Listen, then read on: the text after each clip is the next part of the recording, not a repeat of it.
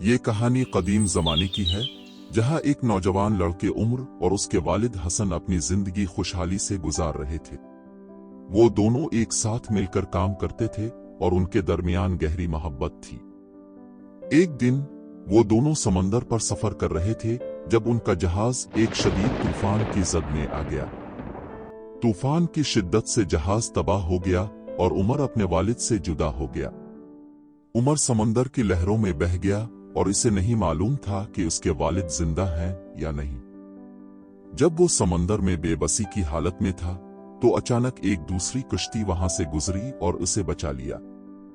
उमर को खुशकिस्मती से एक दूसरी कश्ती के लोगों ने बचा लिया और इसे साहिल पर ले आए। उमर ने इन लोगों का शुक्रिया अदा किया और उनके साथ मुख्तलिफ मकामात पर सफर किया। ताहम इसके दिल में हमेशा अपने वालिद को ढूंढने की तड़प बाकी रही।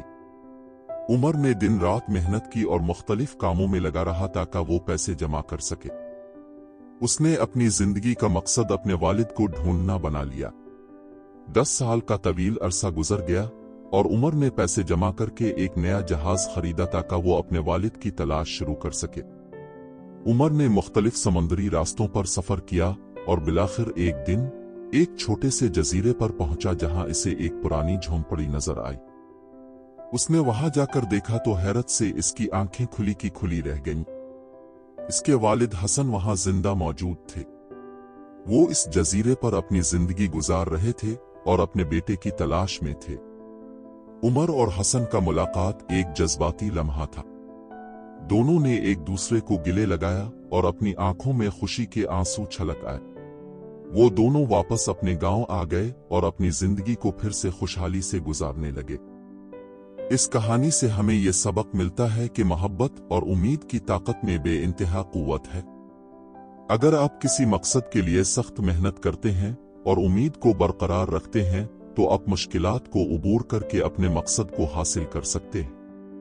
उमर और हसन की कहानी हमें यह भी सिखाती है कि कभी हार नहीं माननी चाहिए और मदद कहीं ना कहीं से आ सकती है, जैसा कि उमर को तूफान के बाद दूसरी कश्ती ने बचाया।